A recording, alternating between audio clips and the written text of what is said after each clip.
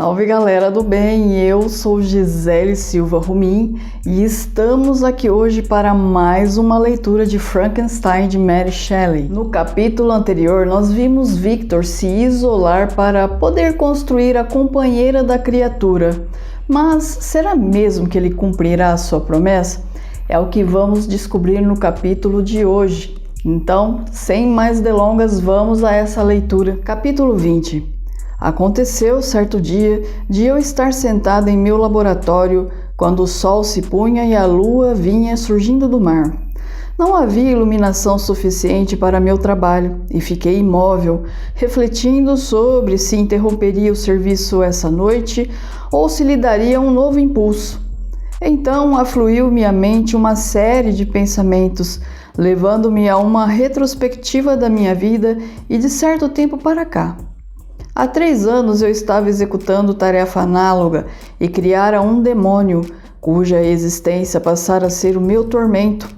Agora estava justamente dando forma a outro ser, sobre cujo caráter tudo ignorava.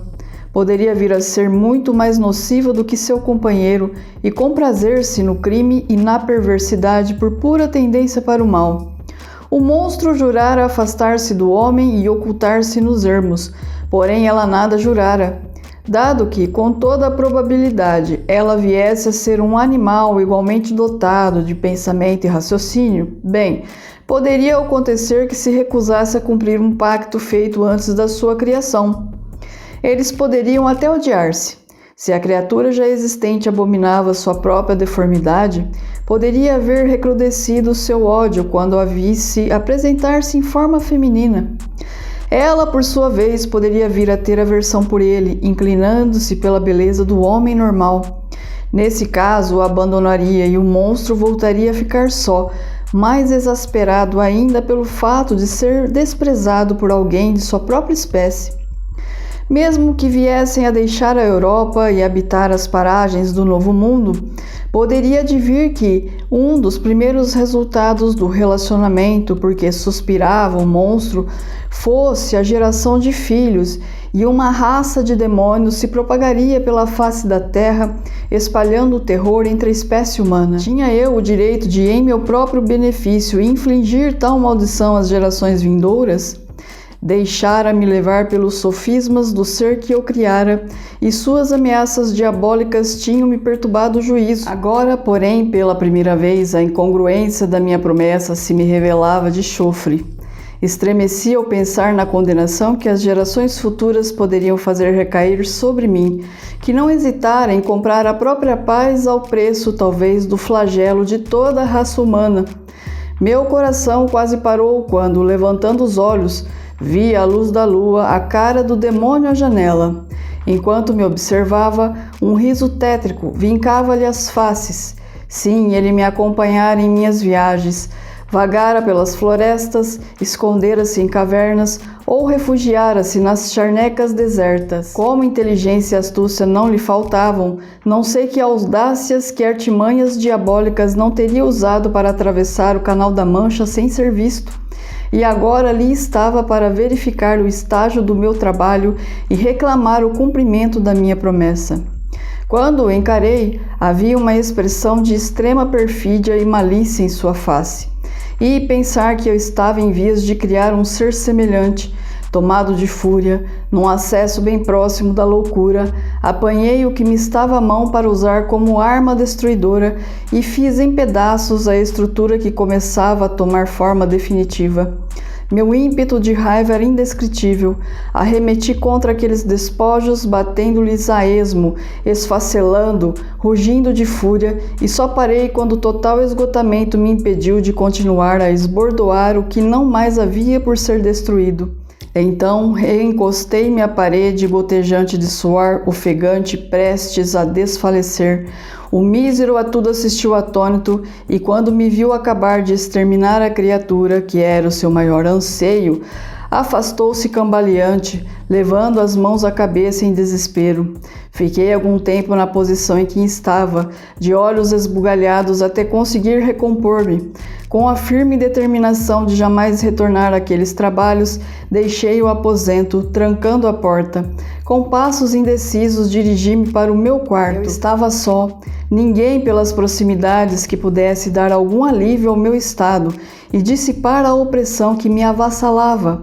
Passaram-se várias horas enquanto permaneci junto à janela, olhando o mar, procurando acalmar-me e pôr em ordem minhas ideias totalmente tumultuadas.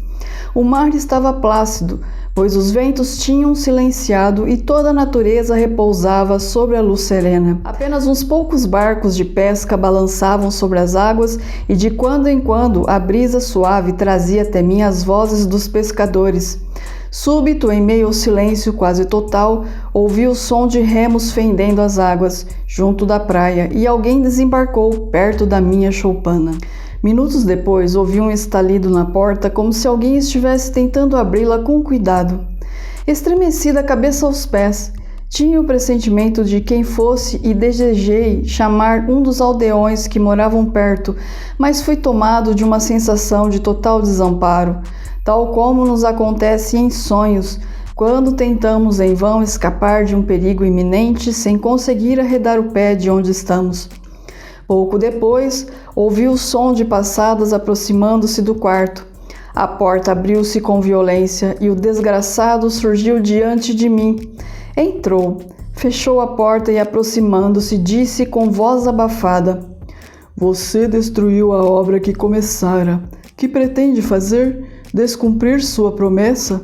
Tenho sofrido de tudo. Segui-o quando deixou a Suíça. Arrastei-me pelas plagas do Reno, entre suas ilhas e sobre o topo das colinas. Habitei por muitos meses as charnecas inglesas e os campos áridos da Escócia. Padeci fome, frio e fadiga. Eis que chego e você se atreve a destruir minhas esperanças? Retire-se, não existe mais promessa. Desisti de criar outro ser tão feio e torpe como você. Tendo-o sob meu jugo, fui condescendente com você, mas demonstrou ser indigno disso. Lembre-se de que sou poderoso. Você se julga desgraçado, mas posso torná-lo muito mais infeliz do que supõe. Você é meu Criador, mas o Senhor sou eu, e terá de obedecer-me. Passou a hora de minha irresolução e também do seu poder. Suas ameaças não me intimidam, mas antes confirmam o meu acerto em desistir de criar uma companheira à sua semelhança. Vá-se embora. Minha decisão é firme e suas palavras podem apenas exasperar-me." O monstro leu a determinação em meu rosto e rilhou os dentes na impotência da raiva. "Todo homem", bradou ele, "tem direito a uma esposa. Toda besta fera encontrará sua companheira, e somente a mim isso será negado? Meus sentimentos afetivos foram pagos com ódio e opróbrio. Você, homem, pode alimentar o ódio, mas cautela. Suas horas hão de passar-se em terror e infortúnio, e não tardará em despenhar-me o raio que destruirá para sempre sua felicidade. Julga-se com direito a ser feliz enquanto eu vivo em maldição? Você pode privar-me de tudo a que eu possa aspirar, mas não pode impedir minha vingança. Vingança que será doravante tão vital para mim quanto o ar e o alimento. Posso morrer, mas primeiro você, meu tirano e meu carrasco, amaldiçoará a luz que assistirá à sua desgraça. Cautela, porque sou corajoso e por isso mesmo poderoso. Tenho a astúcia da serpente e sei usar a peçonha. Homem, você se arrependerá de suas ofensas." "Pare, demônio, de vociferar e de envenenar o ar com suas imprecações. Não sou nenhum covarde para atemorizar-me com palavras. Nada me demoverá. Siga seu caminho." "Está bem, vou-me, mas lembre-se de que estarei presente à sua noite de núpcias." Avancei num salto e exclamei: "Víbora, antes que assine minha sentença de morte, trate de estar a salvo você mesmo." Estava pronto a atirar-me sobre ele, mas esquivou-se e deixou a casa às pressas. Em poucos minutos, viu-o afastar-se em seu barco, que cortava celeremente as águas e breve perdia-se entre as vagas. Tudo voltou ao silêncio, mas suas palavras ressoavam-me aos ouvidos. Eu ardia de fúria e meu desejo era sair no seu encalço e jogá-lo no oceano. Pus-me a caminhar pelo aposento em grande excitação. Arrependi-me de tê-lo deixado partir.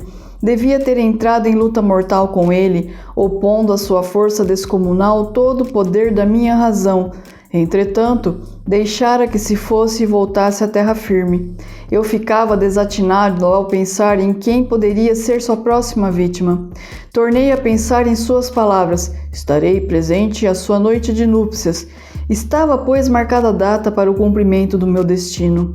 A perspectiva de que essa seria a hora em que eu deveria morrer não me trouxe medo. Pensei, todavia, em Elizabeth e na sua dor quando visse aquele a quem amava ser arrebatado diante dos seus olhos e deliberei não cair em luta diante do inimigo. Transcorreu a noite e o despontou na fímbria do oceano. Meu espírito serenou um pouco. Deixei a casa e fiquei a vagar pela praia, junto ao mar, que naquele momento considerei como uma barreira entre mim e meus semelhantes. Desejei que isso fosse uma verdade permanente. Seria ideal passar minha vida naquela rocha estéril, em perpétuo isolamento, mas definitivamente livre das misérias que me assolavam. Meu regresso para a margem poderia significar meu próprio sacrifício ou daqueles a quem amava, sob a perseguição do demônio de minha própria criação. Perambulava pela ilha como alma penada, isolado de tudo quanto amava e sofrendo amargamente essa separação. Quando o sol chegou a pino, deitei-me no mato e mergulhei num sono profundo. Passara em claro toda a noite anterior, meus nervos estavam em frangalhos e meus olhos doloridos. O sono me trouxe alívio e despertei em novo estado de espírito, sentindo-me como se houvesse despertado da espécie humana e a ela regressasse. Pus-me então a refletir, com mais calma, no que se passara. Não fora um pesadelo. As palavras do monstro tinham sido nítidas e implacáveis e lembravam-me um toque de finados. Já o sol se pusera quando vi um barco aportar a pouca distância e um dos tripulantes saltou e dirigiu-se a mim, entregando-me um pequeno pacote.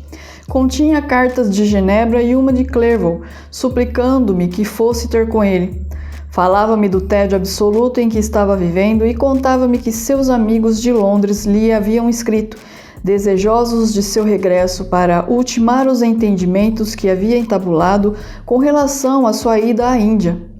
Não podia retardar mais esse regresso e, como era possível que sua jornada para Londres fosse seguida sem demora de outra viagem mais longa, desejava antes disso estar em minha companhia e pedia-me que me empenhasse nisso. Solicitava-me assim que deixasse minha ilha solitária e fosse ter com ele em Perth, a fim de que voltássemos juntos para o sul. Essa carta sacudiu meu ânimo e decidi partir dentro de 2 dias. Entretanto, antes que partisse, tinha algo a fazer que me causava grande perturbação. Tratava-se de empacotar meus instrumentos e, para tanto, ter de entrar novamente no aposento que fora palco de minhas detestáveis manipulações. Na manhã seguinte, ao romper da aurora, muni-me de coragem e destranquei a porta do laboratório. Os restos da criatura semi-acabada que eu destruíra jaziam espalhados pelo chão. Eu quase sentia como se houvesse esquartejado um ser humano. Fiz uma pausa para recobrar-me e entrei. Com mãos trêmulas apanhei meus instrumentos, mas refleti que não devia deixar vestígios de minha obra, o que provocaria pânico e suspeita entre os moradores da ilhota. Por isso, coloquei-os num cesto, junto com umas pedras, e, guardando tudo, resolvi lançar aquilo ao mar, na mesma noite. Enquanto isso, fiquei sentado num banco, cuidando de limpar e arrumar meus aparelhos. A alteração dos meus sentimentos a partir da noite em que surgira o demônio havia sido radical. Agora que minha promessa deixava de ser um desígnio fatal, era como se houvessem retirado uma venda que me cobria os olhos, e pela primeira vez eu podia ver claramente. Apesar das ameaças que me havia feito, nem por um momento me arrependi de ter destruído o que começara. Entre 2 e 3 da madrugada, quando já ia bem alta a lua, pus minha cesta a bordo de um pequeno barco e remei até cerca de 4 milhas da praia. O cenário era de completa solidão. Alguns barcos voltavam para a terra, mas evitei aproximar-me deles. Sentia-me como se fosse cometer um crime e minhas precauções tinham esse sentido. Em dado momento, a lua, que até então estivera visível, foi encoberta por uma espessa nuvem e aproveitei esse instante para arremessar a cesta ao mar. Ouvi o som borbulhante que se seguiu e então me dirigi para longe dali. O céu ficou encoberto de nuvens, mas o ar era puro, embora um tanto frio.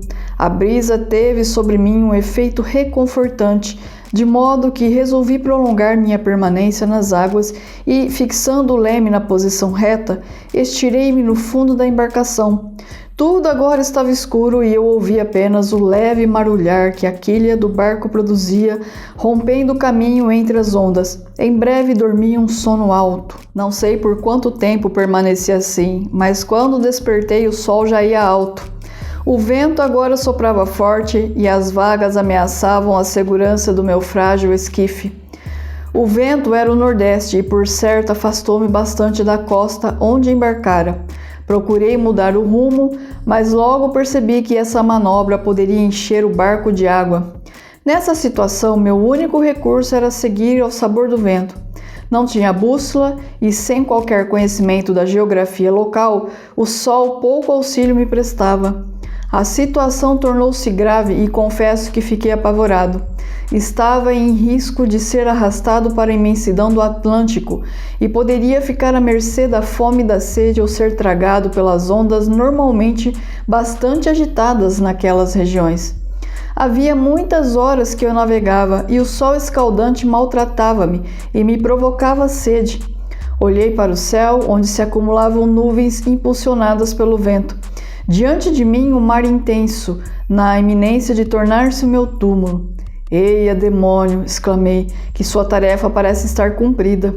Pensei em Elizabeth, em meu pai e em Clerval, todos os que tinham ficado e que poderiam servir à saciedade sanguinária do demônio. Tal ideia transformou-me de tal maneira que, mesmo neste momento, quando a cortina está prestes a cerrar-se definitivamente diante de mim, só de lembrar-me sinto arrepios.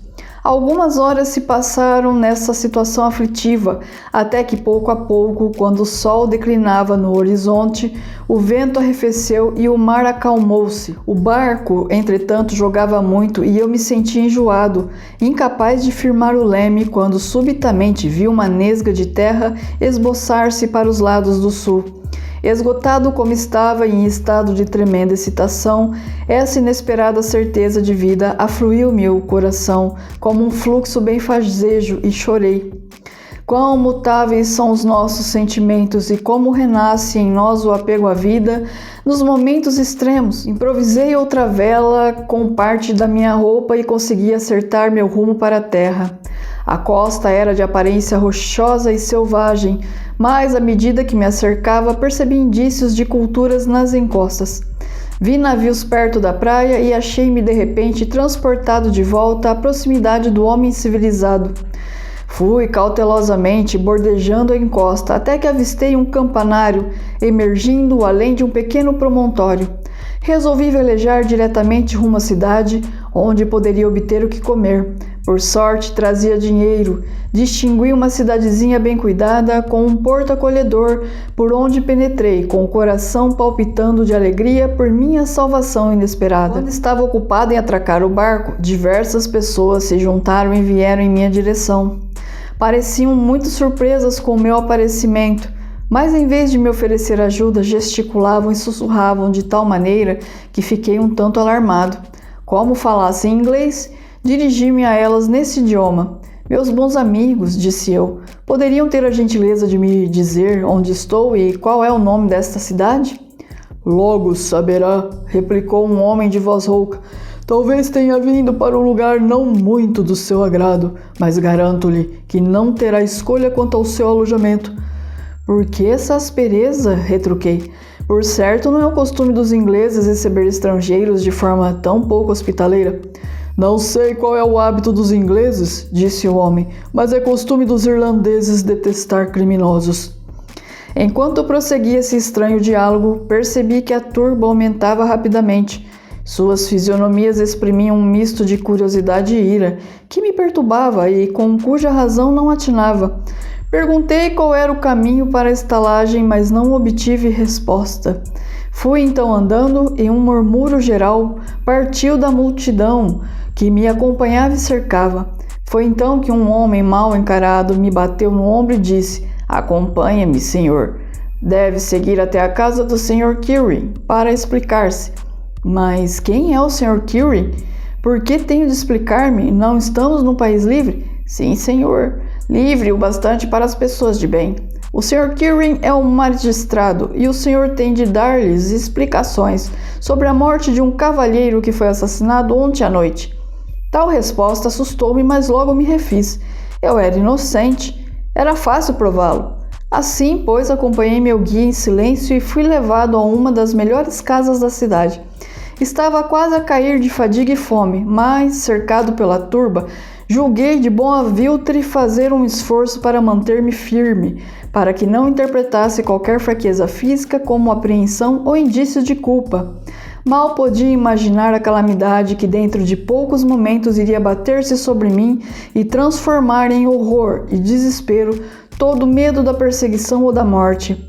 Devo interromper-me a esta altura, pois preciso reunir a minha coragem e invocar os acontecimentos terríveis que vou relatar. Então é isso, meus amigos. Eu agradeço a todos que estão acompanhando essas leituras. Um super beijo e até a próxima!